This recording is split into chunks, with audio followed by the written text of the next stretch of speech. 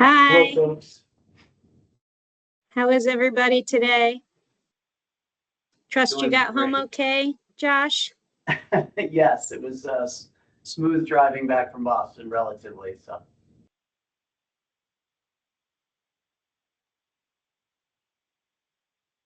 all right. Just see here. So we got, and Becky, if you'll just admit people, that would be great. Yep, Um, absolutely.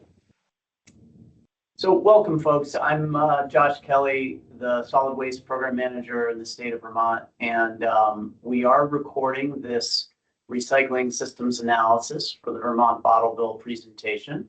And apologies that we didn't give you more time to review the report, but I think this will be, if you haven't looked at it, this will be a good primer for what's in it. And I guess with that, I will start just with a real brief introduction and then turn it over to our contractor, Signal Fire Group, RRS. Again, I work for the state of Vermont, the solid waste program. I know many of you on the call, but some of you I might not. We've invited really some of the key stakeholders who've been engaged with the legislature about the bottle bill and beverage container recycling over several years, as well as many Vermont redemption centers. I think many were part of the survey group for this study. And first of all, let me just thank you all for putting so much of your time into meeting with the contractor for this report. And it's been a real long slog of getting it drafted and reviewing it and going back into the data. I'll say that the state of Vermont, as many people know, the legislature came very close to overriding a governor's veto on an expansion of the bottle bill. And the bill, I think it was H-158, if I have that correct, also included a study sort of after the legislation was going to go into effect. There was going to be this study about sort of the costs and benefits of the beverage container recycling system through the bottle bill versus the regular recycling system. Some of us call it the blue bin recycling system. Some people use that curbside and through transfer stations. So given that that study seemed very interesting to legislators and stakeholders, we proactively used money from the EPA. And well, thank you, Chris. At the time, Chris Beeling was working for the EPA after we got some of the, SWIFR, EPA, Solid Waste Infrastructure for Recycling money to do this study.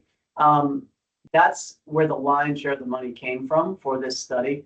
And I think many other states will be interested in its outcomes as well. I'm not going to go on too much. I'll just say that the state felt that it was worth evaluating closely several different models of the bottle bill, which will be explained in this presentation, and then comparing them with the recycling system. So I think that's about the introduction I'll give. And I'll just thank our contractors who spent just gobs of time on this. I think gobs is the right term. And I'll welcome Risa Domino and Rachel Perlman from RRS Signal Fire Group. Thanks. Thank you so much, Josh. And thanks to all of you for logging on for this call and to talk through the report we've got here for you today. And also just want to say how pleased we are to have been selected to do this work. This is really important research, and I think hopefully will add to the dialogue and the debate about the options available to Vermont as you move forward. And the implications, environmental and economic, of the different pathways before you. So appreciate you all. You all play a really important role in beverage container recycling in Vermont. You've all played an important role in this report in providing us with the data, the information that we needed to enable this analysis. So appreciate all of that. We've had stakeholder input throughout the process. We're looking for your input as we go forward today. And our purpose today is really to present the findings from the study, answer any questions you have, clarify any of the points in the study, and to get your reaction and your feedback. And with that, I'll hand it over to Rachel, who has led the team here in actually performing the analysis and pulling the report together. Great, thanks, Rita. Hi, everyone. So just briefly, our agenda today will give you some background and overview of the 3 models we analyzed that Josh alluded to. We'll summarize our methodology for how we conducted that modeling, and then we'll try to spend the most time on the comparative impacts of the bottle bill models 1, 2, and 3. So we'll go over the material diversion rates, how they compare, costs, greenhouse gas emissions, and litter. Litter was the kind of like, not the focus, but was a metric we did care about. And then the next steps briefly, and we'll spend a good chunk of time on questions and discussion. So as you heard, we Signal Fire Group were commissioned to do this work and study the study to analyze and compare the costs and benefits, both financial and environmental, associated with 3 models, which I'll go over, for the management of beverage containers via what's known as the bottle bill deposit return system and the regular Vermont recycling system. So if we think of the overall system, it's a combination of the bottle bill system and the recycling system. Currently, Vermont has 54 redemption centers and 69 retail redemption locations, which total 123 total sites. As you know, the program has a 5-cent deposit on most things listed here, and the 15-cent deposit is just on liquor. It's estimated that the redemption, this is all for the current system. The current redemption rate is about 72%, based on best available data for containers covered by the bottle bill.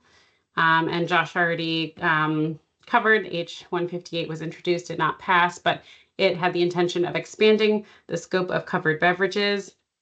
There are still ongoing discussions around this, and so expansion is covered in our analysis. So what were the 3 models tested? So model 1 is the existing bottle bill system, which we just kind of reviewed. So model 2 has 2 parts, model 2A and model 2B. So this is a PRO bottle bill scenario. In this scenario, all currently covered bottle bill beverage containers, other than liquor, would be managed by a beverage manufacturer, distributor, producer responsibility organization, a PRO. A convenience standard is established to increase the number of redemption sites, so slightly greater convenience. And importantly of interest, sorting by brand at redemption sites is eliminated in this scenario, or in these 2 scenarios, A and B. And all redemption sites must accept redeemable containers, not just what they sell. So it's a slightly different setup there. The difference between 2A and 2B, 2A relies mostly on bag drop systems, and 2B relies mostly on reverse vending machines. Model 3 is the expanded bottle bill scenario with a PRO. So it's the only model with expansion. It includes all of the elements just discussed in Model 2, and it expands the type of beverages included. And it's the same expansion that was proposed in H158. So this is the same summary I just went over with just kind of a different visual of a table. So you can kind of see how these models differ. So you can see the Model 3 would include all beverages other than those, milk and dairy, and a couple other things, exemptions. And brand sorting is eliminated in Model 2 and Model 3. The containers in the commingling agreement, instead of in the current system of about 82%, it's 100%. The handling fee you might wonder how that works in models 2 and 3. There's no set handling fee in models 2 and 3. The PRO negotiates the appropriate compensation for the redemption site so by kind of site by site, and it would be likely based on a per container fee. So it's supposed to cover the true costs as opposed to a set cost in regulation or in legislation. And then convenience requirements. You can see the additional convenience requirements are listed there. So kind of more explicit convenience would be required in models 2 and 3.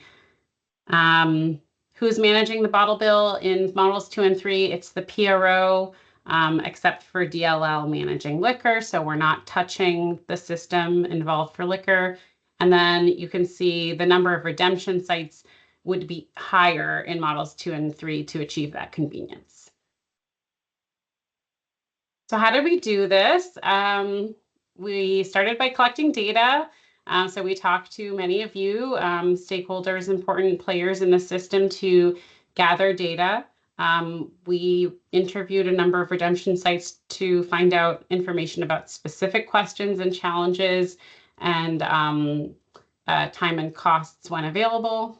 We then used modeling as our primary method here. So we modeled all of these things listed. We modeled the bottle bill system and the recycling system. So the recycling system would be when you put your your soda bottle in the blue bin at curbside, for example. The separate trips we modeled that were taken by consumers to redeem containers or to recycle containers via drop-off. We looked at greenhouse gas emissions, and we also modeled bottles coming from out of state that are redeemed in Vermont. The elimination of brand sorting, we looked at that and how that influences costs. And then we also analyzed choice of technology for at the point of redemption at redemption sites like bag drop or RVM, and its impact on redemption rates and consumer engagement. And so here's a list of some of most of the stakeholders we consulted during this study. So thank you again, emphasizing that we really appreciated your input along the way. Some stakeholders provided kind of feedback at interim points to make sure that our assumptions were in line with their, their true scenario, the true scenarios. So thank you again. All right, so we're getting into the results now. So the comparative impacts of these models. So before we get into the numbers, we just wanted to go over some of the considerations you should keep in mind as you're digesting these results, because the context matters and assumptions are part of modeling. So we want to make sure we're just kind of keeping everything in that lens. So on model 1, it quantifies costs as the bottle bill system currently functions, which is not always with full compliance. So no system is perfect, but in the system modeled, if compared to the system modeled, if we had modeled that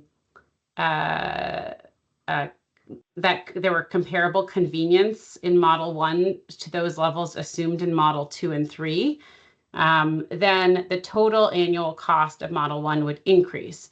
So by an estimated 20%. So that would change the results, which you'll see shortly. So that's just to say that assumptions around convenience and compliance change projected costs. So you could say that it's that the costs we present for model 1 are accurate for the current system, but would be even higher with full compliance. Model 2 and Model 3 in the second bullet quantify costs associated with increased convenience standards, but do not include any corresponding impact on redemption rates. So redemption rates through this study are kept constant. So we do not change the redemption rate based on the factors. We do recognize, however, that Expanded bottle systems can increase overall beverage container diversion by capturing more beverage containers from trash and litter, in addition to pulling more containers from the recycling system. So the expansion changes the diversion, but the redemption rate does not change.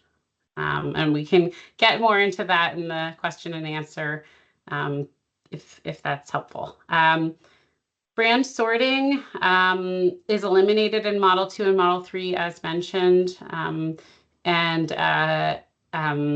What is the impact of that elimination of brand sorting? We conducted interviews to understand the impact. There was a wide range of responses, noting potential significant impact or savings, or none at all, or very little. So the analysis we used an average savings projected, and we just want to note that the results were relatively sensitive to those changes. So whatever you assume the labor savings is, it can significantly impact costs, and we used the best average based on the best data we could get.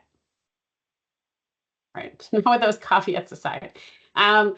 So material diversion rates. So here we're talking about the all containers in the system. What are the total diversion rates across these models? So for models 1, 2A and 2B, the diversion rate of beverage containers remain at current levels at that 72%. But for model 3, the overall diversion is estimated to grow from 72 to 85 due to the addition of more covered containers in the program. Diversion rates for all beverage containers include estimated collection through the recycling system as well as the bottle bill system. So this overall system. So this is a key finding of higher diversion in Model 3. There's a lot of information on this figure, but this is showing, instead of like a percentage, it's showing the tonnage. So the paired bar graphs, so the paired bars are for Model 1, Model 2, and Model 3 respectively. Model 1 and 2 look the same, whereas Model 3 has greater diversion. And so you can see more of that maroon material that's generated than going to the darker blue redemption stream. So the proportion of the dark blue to dark red is the same, but you have like a higher total volume.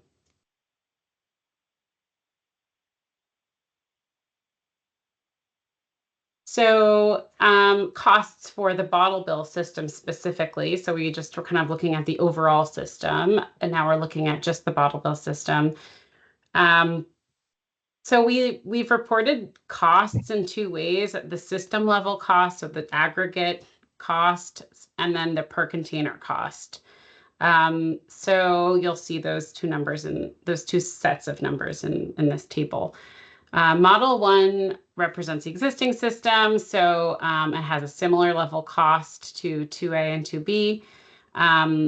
Model 3 actually has the highest system level cost to support the increased container throughput due to expansion. So the bottle bill system will cost more to carry out with a higher number of containers.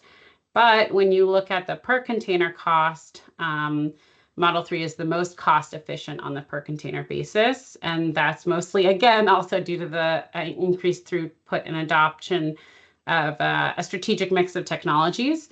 So including bulk RVMs for those high volume redemption centers, which can be supported by that higher throughput, and a combination of retail redemption RVMs and bag drop options to meet required convenience standards in more rural areas with lower volumes. And so you can see the per container cost listed in dollars or cents right there. Yeah, I'll move along here to the recycling system. So we just looked at the bottle bill system. Now we're looking at the recycling system.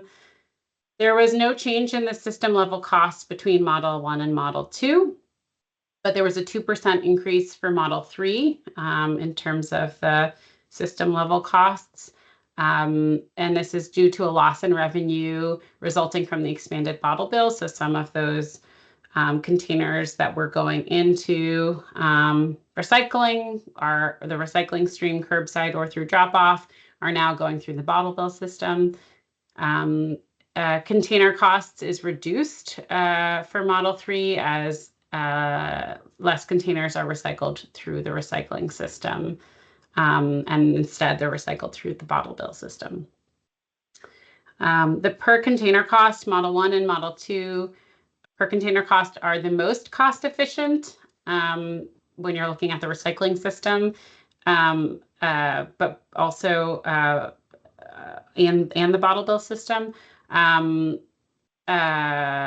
While Model 3 is less cost efficient in the recycling system on a per container basis, largely due to the decreased throughput. So I know this is a lot of information. We can share these slides, or Josh will share these slides if that's helpful. Okay, so the overall financial cost of the bottle bill system and recycling system, this was weighted, the weighted bottle bills and recycling system cost. When we look at the per container cost, Model 3 is the most cost efficient, given the reduction in costs with the elimination of brand sorting, increased efficiencies through technology that we were talking about, as well as increased overall volume of containers. So if you're using this as the primary metric, then Model 3 is the winner. But there are other metrics, obviously, that can be considered, such as greenhouse gas emissions. So these were estimated using WARM, EPA's waste reduction model, and supplemented with additional consumer trip information. What we found was Model 2 yields slightly higher environmental benefits than Model 1, primarily due to reduced transportation that comes with a higher number of redemption locations, so shorter transportation there. And Model 3 provides the most significant environmental benefits, but all of these have an environmental benefit. So the parentheses indicate a negative, meaning that we have a savings or an environmental benefit.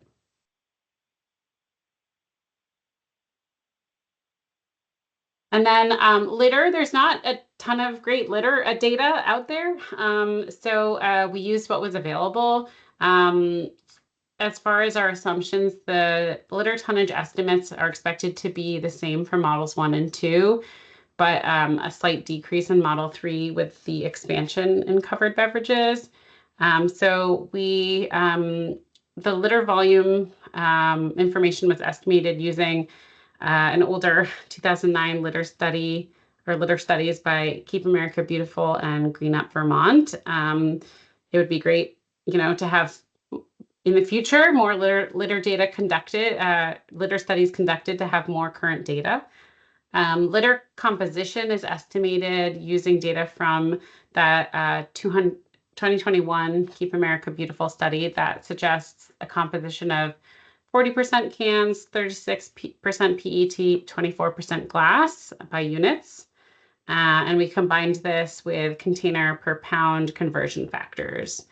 And then the reduction resulting from expansion, we based those assumptions on a study in New York that suggested that expansion in their system to include water bottles resulted in a reduction of plastic bottles and litter by 40%.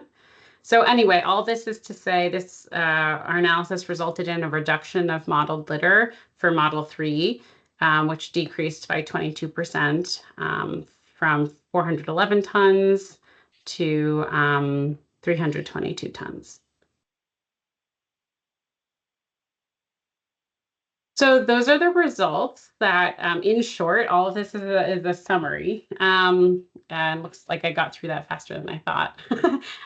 But breezing through some of that, and we can go back as helpful to you all. But the next steps of this is so well, first of all, this report is on the DEC website, and I believe was emailed to you all.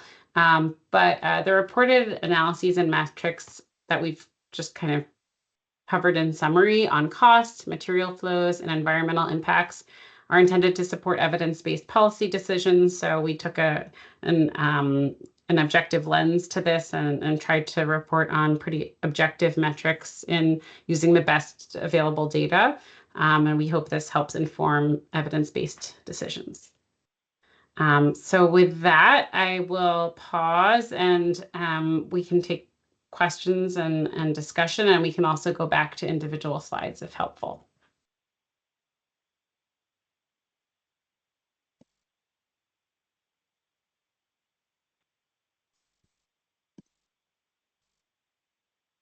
Thanks so much, Rachel and Risa.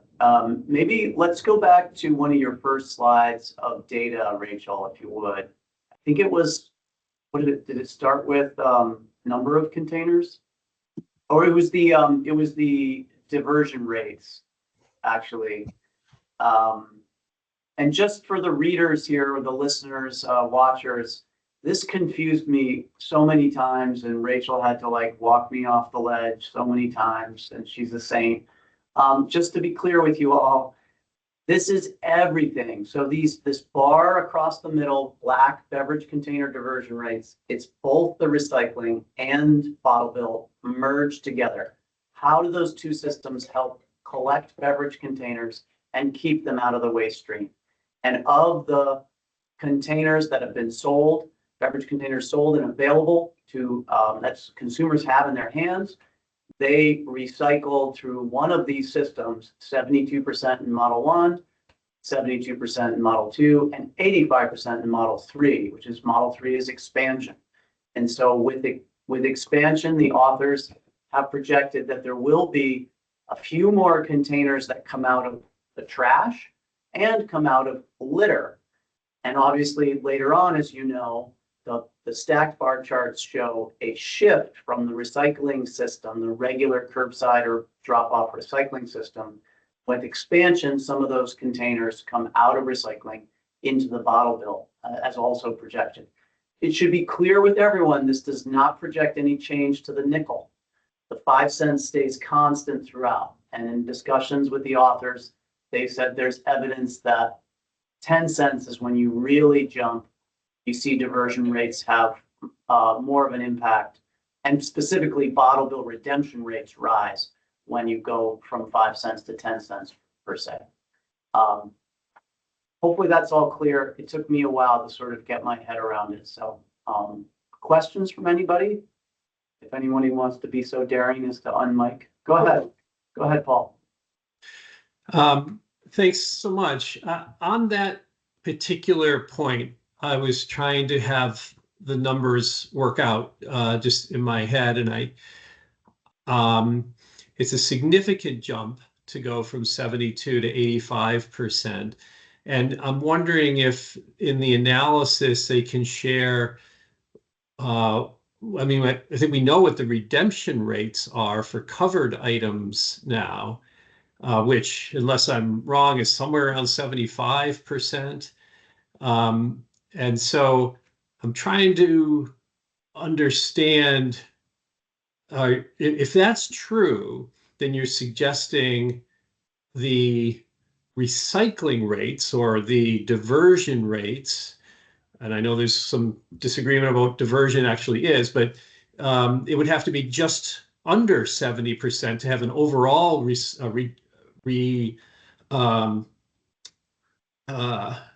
what's the term again? The diversion rate at 72%. You know, so I'm saying about half the beverage containers are in the bottle bill program now, about half are not. And so if the bottle bill redemption rate is 75%, if you have an average of 72, that means you're assuming that for the other half of the beverages, it's just under 70%. Is that correct? As a first question? You're close, and this is really good that we get into it now so that we get our heads in the same place. Paul, thank you for asking the question. The current average redemption rate for the bottle bill is about 72%. So we dropped a little bit from that 75 we've been talking about for a while. And actually, Rachel, go to the next slide, maybe. So, Paul, keep in your head, if you will, the 72 for Model 1 and Model 2% diversion rate. So let me just plant a flag right here and now. When we talk about diversion rates, it is different than redemption rate. Redemption rate is specific to the bottle bill, and diversion rate is all containers. And I got so confused with that so many times, so I don't judge anybody else for getting confused with that. But it is an important point. And Rachel, feel free to unmic, or Risa to explain this better than me. But I think Model 3 is where I draw your attention to, your eye. If you look at the maroon bar with the light, what is that, light pink on top, you have 24,000, I believe those are units, Rachel, if I have that right. Are those units, beverage container units? Model 3, dark maroon, Yes, 24,340. No, I'll check. Okay. I think this is Well, in any case, I guess I'll say that big maroon bar is what is covered when you expand the bottle bill of beverage containers ever sold. So Paul knows this. It would expand the number of beverage types that are covered. That's why the maroon bar jumps up. But it doesn't cover everything. There's still a little bit, 3,000 some odd that are not covered. Okay, we get that. Move over to the next bar, which is mostly in blues with a little bit of tan. That is, where do those containers go? Of all those containers, that's why they're at 100%. That's why they're level set. Some go in the trash or litter, 4,210. Some go into the recycling system, 5,363, that light blue. And some go to the bottle bill. And for the readers and listeners here, for your eye, look at that dark blue. So the dark blue is containers redeemed, which are generally in Model 1 and Model 2, slightly less than the number of containers managed in the recycling system. And then when you expand, the recycling system loses some and the bottle bill system gains them. So this is kind of showing you how the movement is over the models. And it is a demonstration of also the diversion rate. Remember, diversion is the whole system, all the blue, all together, both colors of blue together. If you look at Model 1, 2, and 3, just the blue columns, you'll note that you can see visually the 72 and you can see the 85. Now I will stop talking and see if that made sense at all.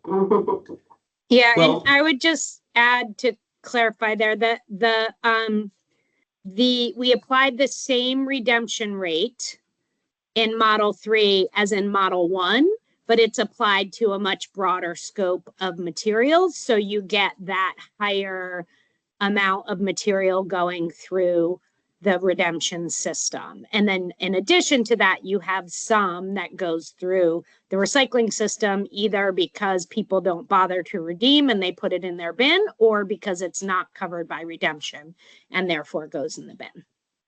Does that make sense? I don't at all dispute that under Model 3, we would have the greatest diversion rate, but I'm not sure it squares with the theory under Models 1 and 2, which must be that your diversion rate for non-bottle bill containers is exactly the same as the redemption rate for covered items. 72, 72, your diversion rate is 72. So it's got to be exactly the same. So why would the diversion rate go up by 13 percentage points if you just expand the number of containers covered by the bottle bill program? And you're assuming the same 72% redemption rate, I think I just heard you say.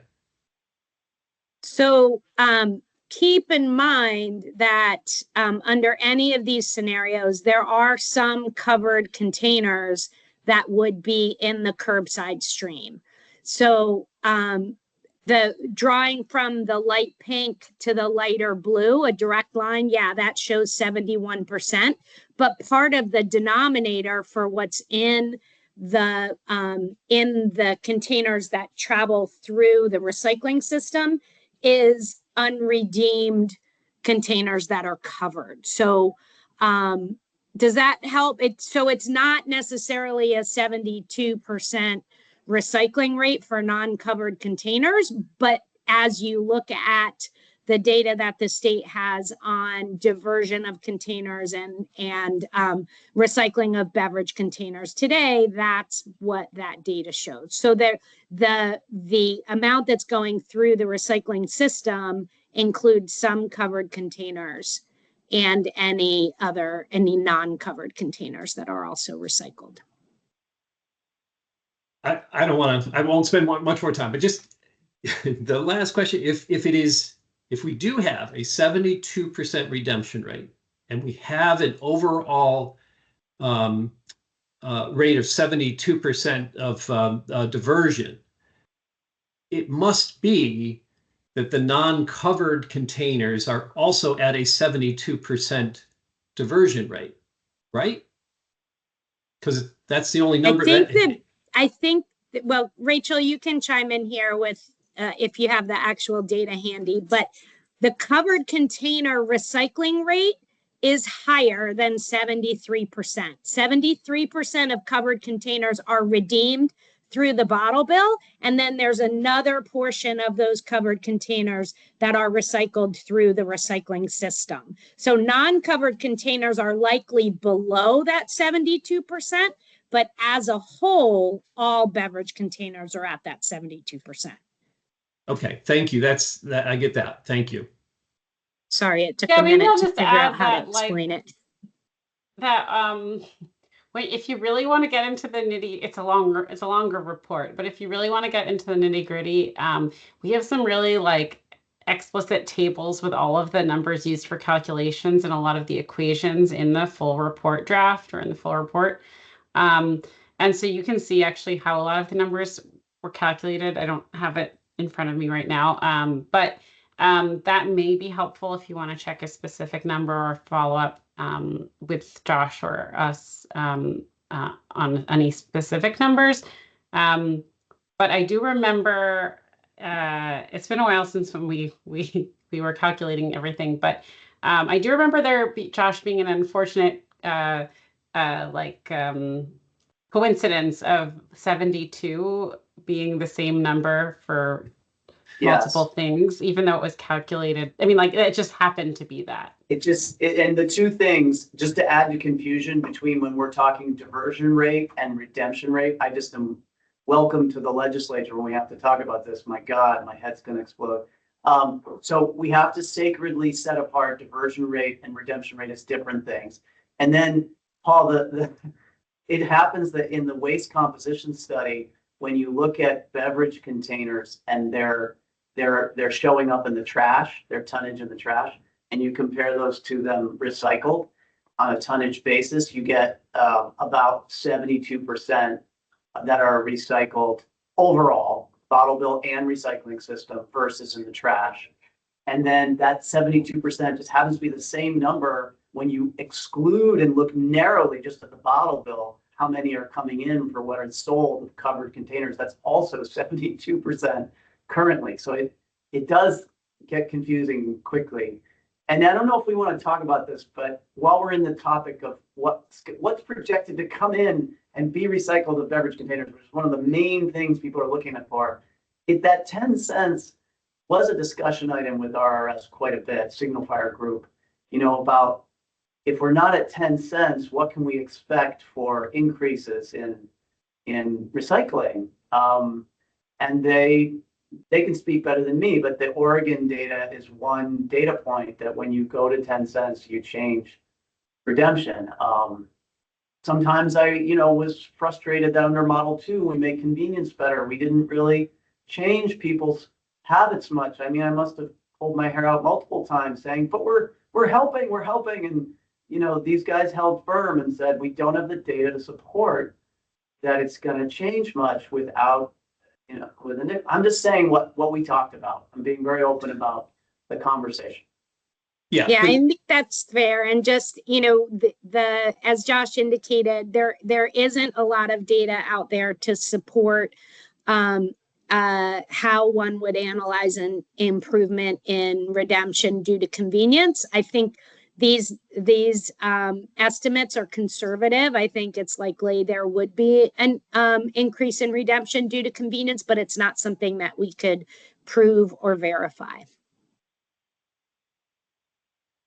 And I'll just add, increased convenience can inherently be a good thing from, for instance, an equity perspective, even if our assumptions around redemption rate can't change in this model. So like, we're not discounting the benefits overall. Does anyone else have a comment or question about diversion or redemption rate before we? I assume there's some questions about cost, so I want to make sure there's room for that too, but I don't want to move on too quick.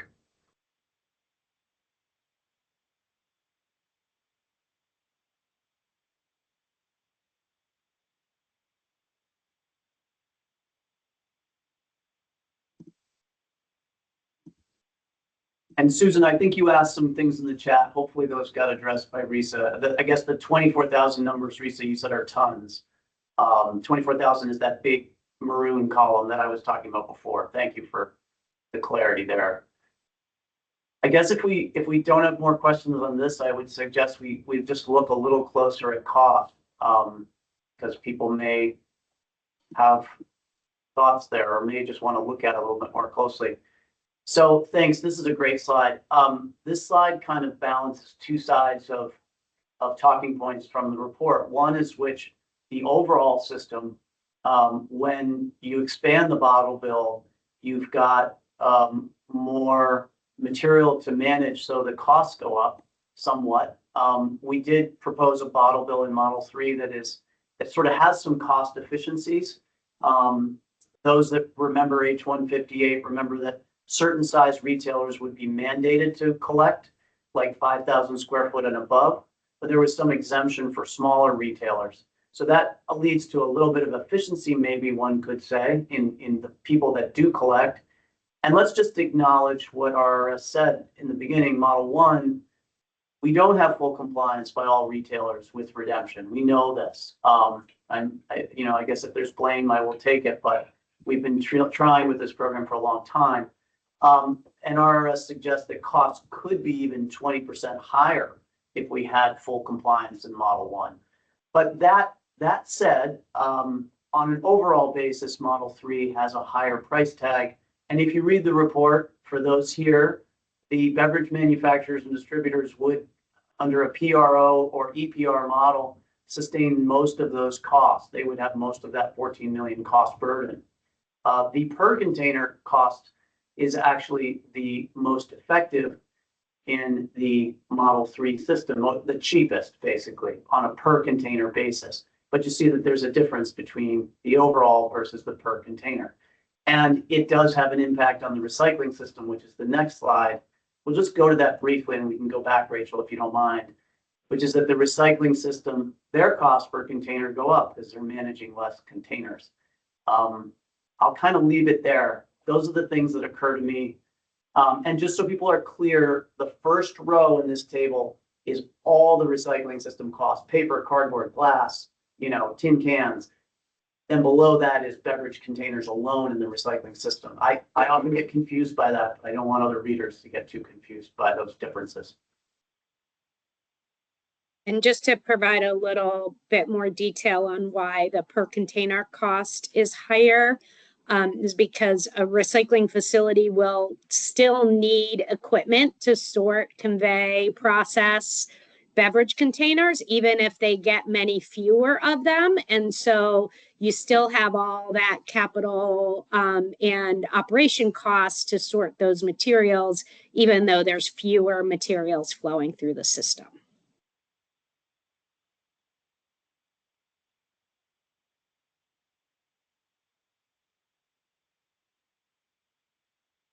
Questions about costs or comments?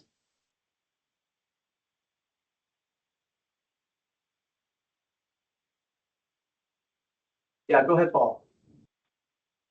Happy to let others jump in, but if there are no other questions immediately, one question I have is about the cost savings for the MRFs and so forth if they get rid of glass, which is a very costly item. To what extent are you looking at those cost savings as well as any increased costs due to the loss of revenue?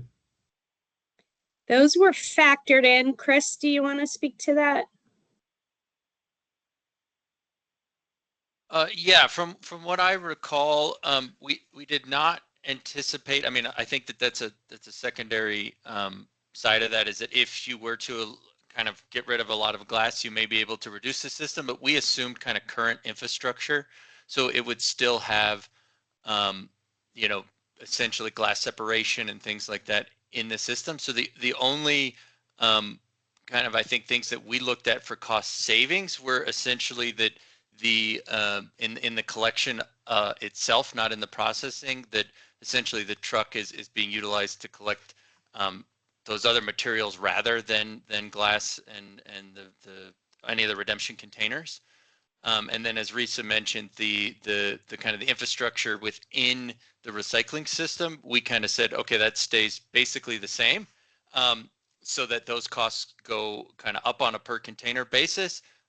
And then there's also that the revenue loss from essentially a lot of those, you know, aluminum in particular has a very high revenue, so there is a revenue loss due to that. But there's also a little bit of a revenue savings with glass going from a higher kind of the redemption system where there is value to it, and then in the recycling system where there may be a cost associated with it to get rid of it or process it. And in any of these identifications of costs, is it fair? I'm not seeing an indication about cost to whom. Do you endeavor to provide that information? We do break it down more kind of in the report, not in this presentation. We have one table in the executive summary that goes over that in summary, but it does require kind of close reading to understand why each of those changes are happening. So we didn't include it in here, but if I can check which page it's in, but it's in the executive summary and it talks about which entities have increased cost or perhaps you know, gain a benefit. Yeah, and Paul, I'd even be willing with this group to dive into that level of data as granular as it is. But before we do that, maybe it's worth pointing out, and I'll have RRS check me if I have this right. I draw your attention to the middle row, recycling system container costs. So Model 1, Model 2, Model 3. You'll note that they don't change. They're 4.2 million. And I think that's for all beverage containers in the recycling system. And then it goes 4.25, but then it drops in Model 3. They're managing less beverage containers. They have less cost. Somebody may in this report compare the recycling system costs for how many containers they manage versus bottle bill costs for how many containers they manage and how much tons. If Rachel, if you'll scroll up just a bit, just one more slide. Going back to the bottle bill system cost, you know, we're Model 1 is at 9.4 million compared to that 4.25. And I believe the tonnage in the bottle bill system is slightly less currently than in the recycling system, unless I have that wrong. So some people may compare the data that way as well. So there's a lot of different trade-offs in this report that kind of show in that master table in the executive summary. I think it's really kind of at the back of that. The last big table at the executive summary kind of has it all in there. And to your point, Paul, it talks about the consumer cost with their nickel they pay.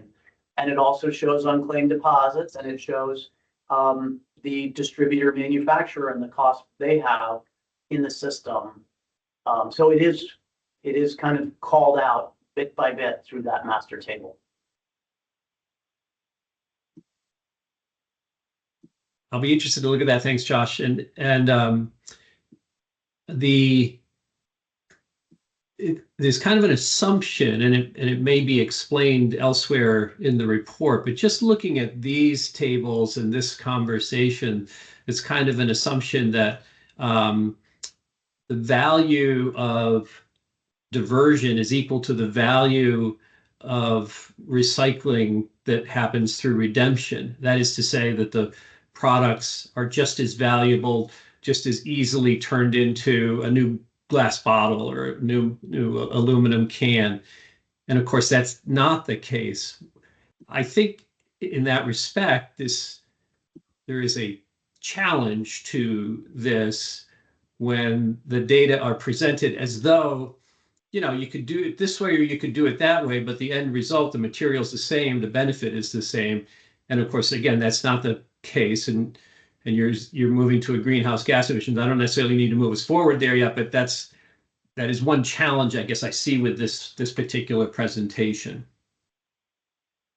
Yeah, and Rachel is moving you there. Go ahead, Risa. Yeah. Yeah, I think Rachel was going to the greenhouse gas because that does get to what you suggested, because it shows that the value, the environmental benefit of the bottle bill system is greater than that of the recycling system. And so I think if you get into the full report, we do address that issue, and certainly don't intend to give the impression that all recycling methods are the same or have the same value. And I think we tried to quantify that as much as possible in the modeling, and where it wasn't possible to quantify it, we certainly documented it in the narrative.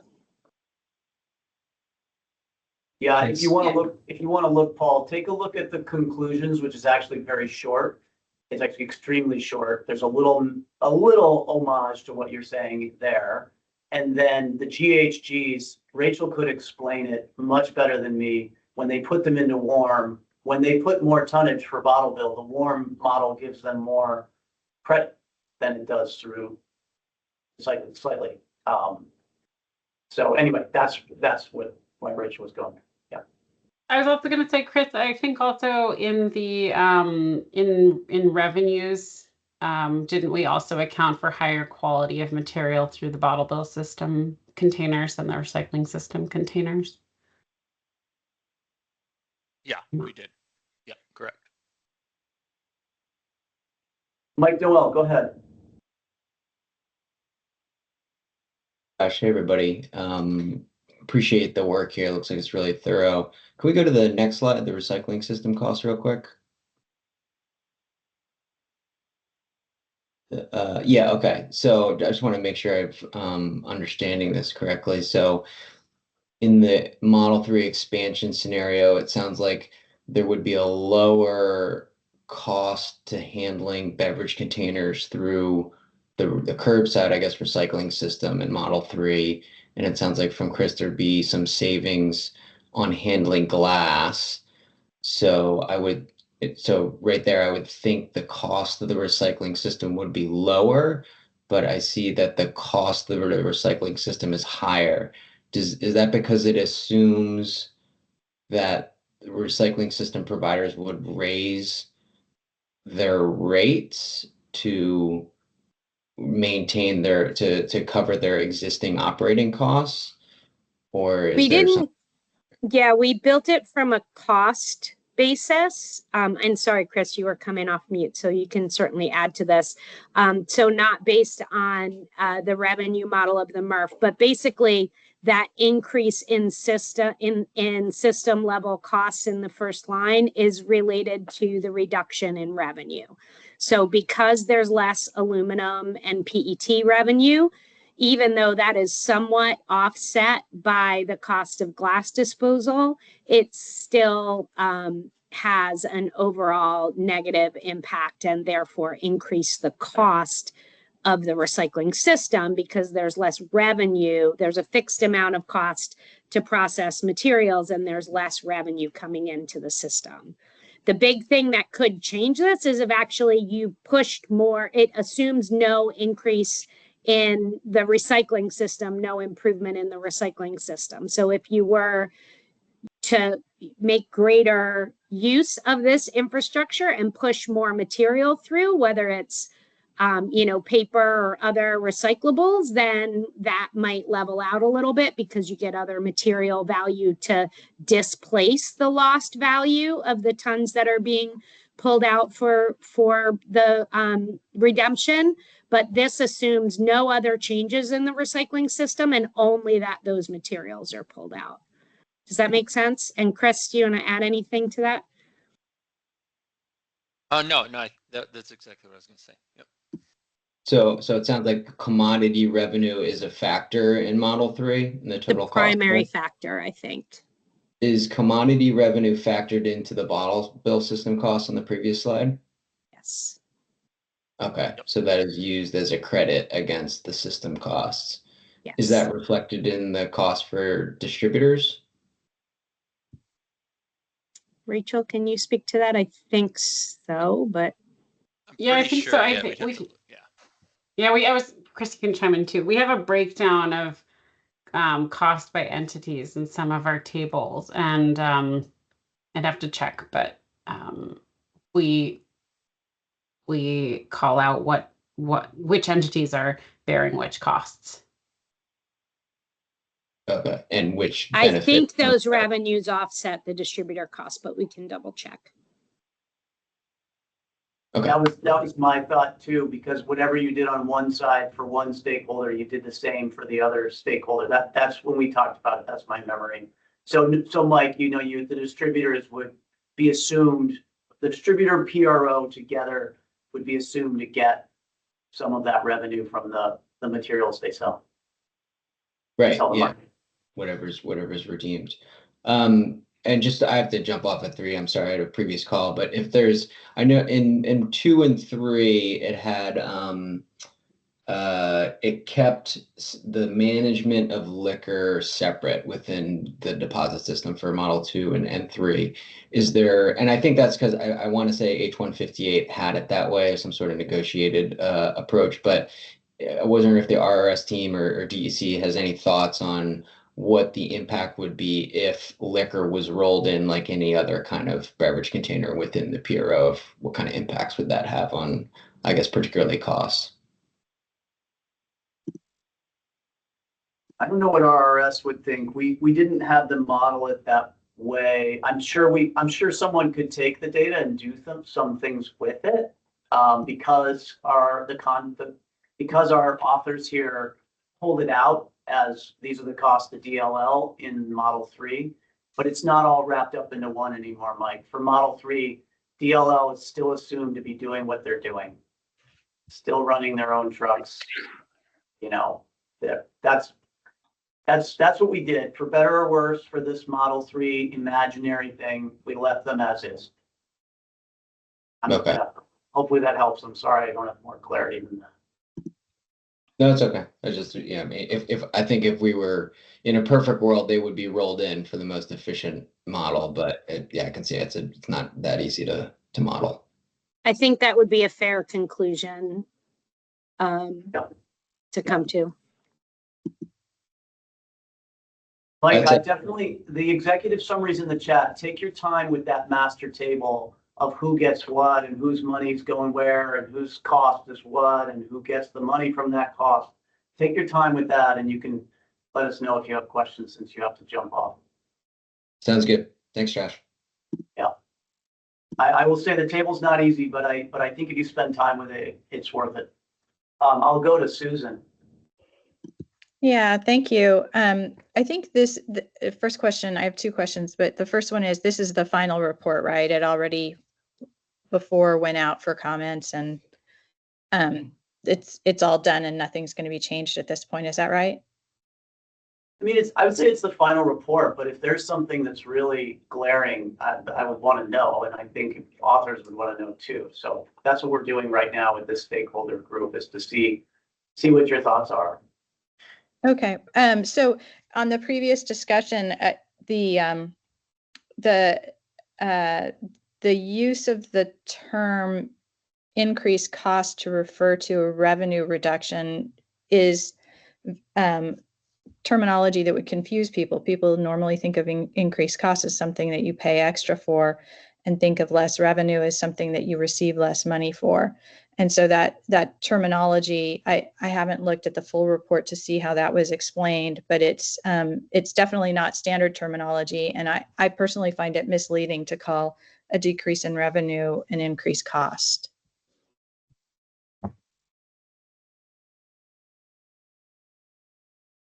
Yes, sorry, Susan, I was trying to find my unmute mic. Yeah, I know, I hear what you're saying. I don't remember if the report It's a really, it's a net Okay. system cost. I was just scanning through the report to see if It's a net how system we cost, but presented it it. always comes out as a cost in these tables and as a net cost. So maybe we could add in net cost to increase clarity, perhaps. It's not an increase in net cost either, because that's not what net cost means either. It might change profitability, but the expectation is that the MRF would adjust their rates anyway to cover their costs. So it's terminology, and it should be correctly explained so as not to confuse people. yeah, we can look at that. Thanks. Mm-hmm. Tim. Yeah, hi. Thanks for the opportunity to talk through this. So, did I hear correctly that in Model 3, you're assuming that the cost savings in processing glass is equal to the revenue loss, the commodity revenue loss from the expanded bottle bill across all of the containers?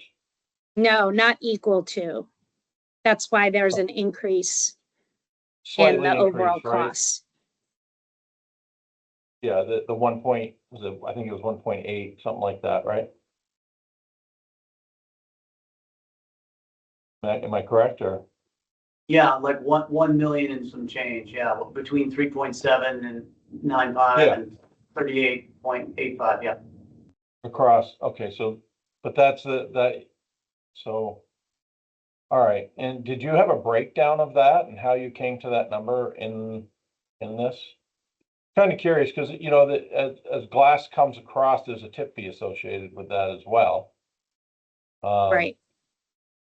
You know, and the last speaker is correct. There would be some pricing adjustments because of commodity value reductions and you know, processing costs. And I'm wondering how that kind of fits there.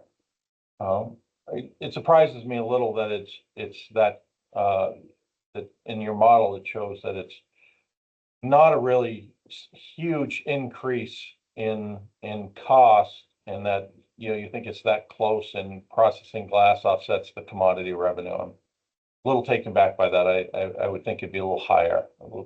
It'd be a lot more increase. Yeah, Chris, you can speak to the details of the MRF model maybe. And I didn't mean to imply that the the savings on glass are a full offset of the loss in commodity revenue. I think it's very clear that there's a loss in commodity revenue. But I just meant to say that part of that loss is offset by not having to pay for the disposal of glass, but it is not at all equal. Go ahead, Yeah. Chris.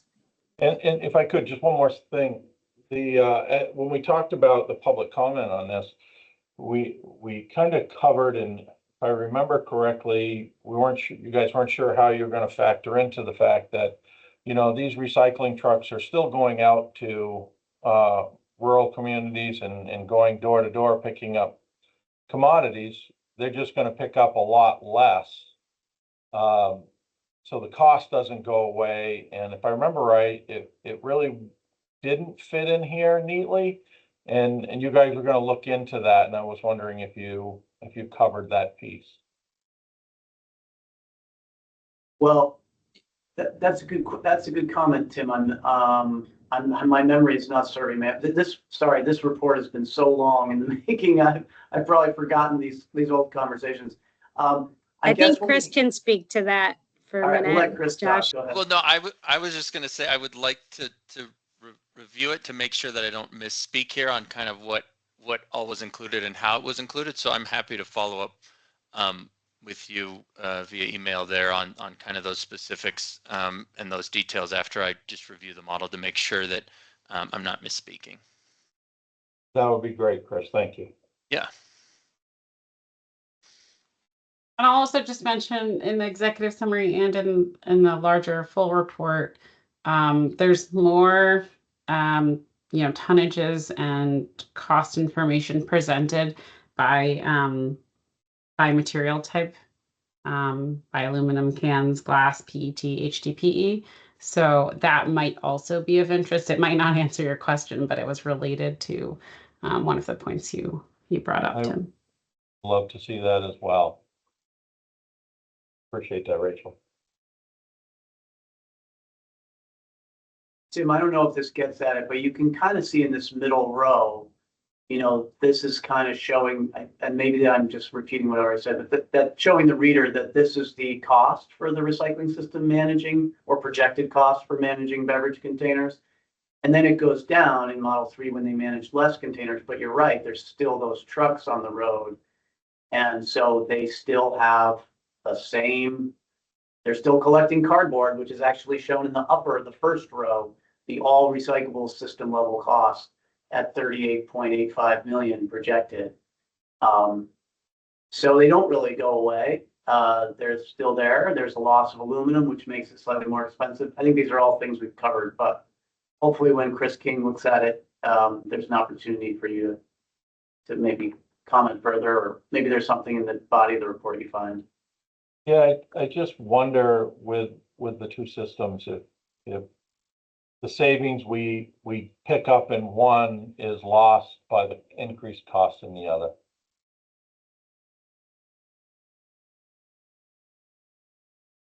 Yeah, and that's why the report represents both and puts them side by side and shows the impact on each system as well as the systems as combined, so that you have all the data and information to make the decisions that are right for Vermont.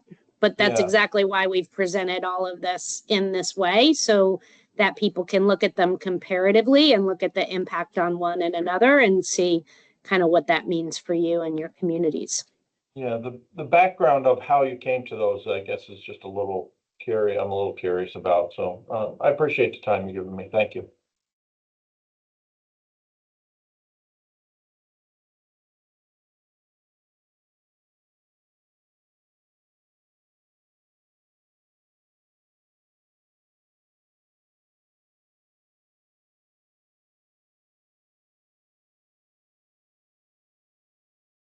Are there any other questions or thoughts? We wanted to make sure we made this longer than we thought we would need, but to make sure we didn't run out of time. But we're happy to dig into any of the other slides.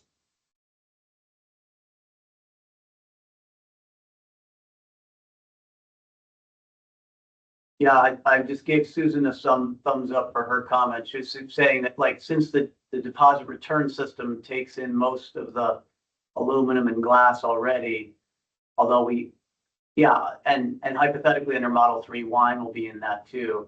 The majority of the projected loss is in PET for the MRF. I do remember that there's some aluminum though as well that's proposed to shift over as well. So I think it's more than just PET, but in terms of where the financial hit will land. Yeah, there's definitely some more aluminum in there, Josh, that needs to be accounted for. Yeah.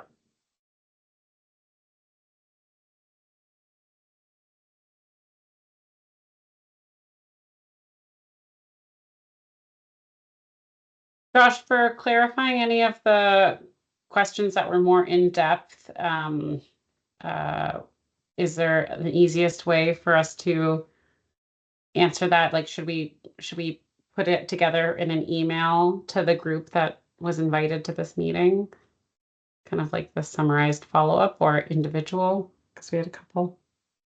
So RRS has hung on with us through a lot of this, and I don't want to put you on the spot to be available more than you can be, but I guess, Chris King, I know you spent a lot of time arms in the data. If Casella, Tim Langwitz wants to talk to you, maybe that would be, if RRS is able to offer that, that might be a good discreet way that, Tim, you can get some of your questions answered of the detail behind the calcs. I know there's appendices to the report, and that one may be so in the weeds that only Tim will want that detail.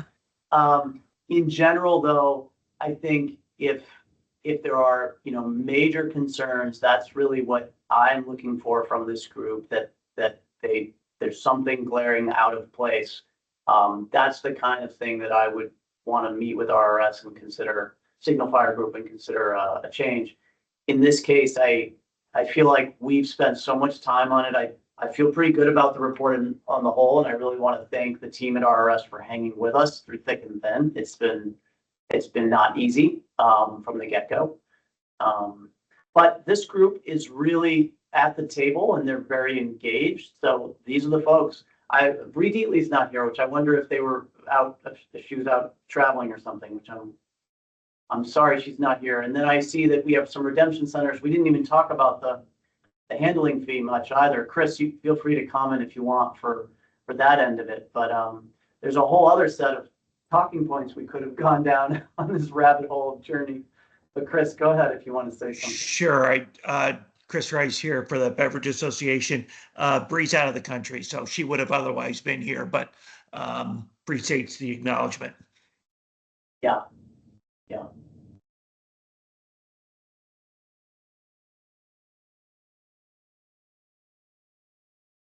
And I'm happy to stay on too.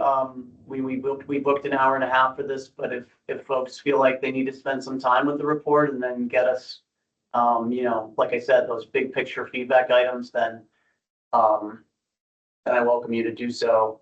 I think, Rachel, in terms of next steps, Becky and I can email this group and say, if you have a major comment, please email us. I think RRS has done so much that I hesitate to have all these people directly emailing you. But I think in the discrete case of Tim wanting to see the back end data, if you guys are willing to chat with him a bit, and if people can email Becky with major concerns on the report, we can engage on that with RRS and see if there's some reasonable next steps there. We are in October, and I would like to complete this report. It's been a long time coming. We would like to have it final. So this is a final draft, and really thanks for the patience of RRS once again. But we really do want to make it final. So I think, maybe we'll have Becky send out an email to you all, give you maybe 2 weeks, something like that, to see if you have any last minute thoughts on it or something majorly concerning. And we also can get back together. I'll say that master table in the executive summary counts for a lot. Like, a lot of the stuff is easily to see there. And Rachel, we can also share that too in the balance of time if folks want to look that over.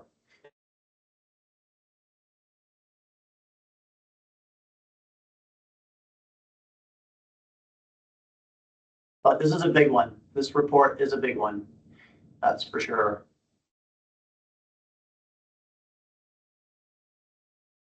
Yeah, well, it sounds like folks have maybe kind of asked the things that have come to mind for now. So we really appreciate your questions and feedback today. We'll go back and check a couple things based on the questions and follow up individually with a couple of you. And yeah, we look forward to this getting out there and being helpful for decision making. Great. Thanks for the opportunity. Thank you. Yeah. Thanks, for being everyone. here, everybody. Really appreciate it. All right. Take care. Bye-bye.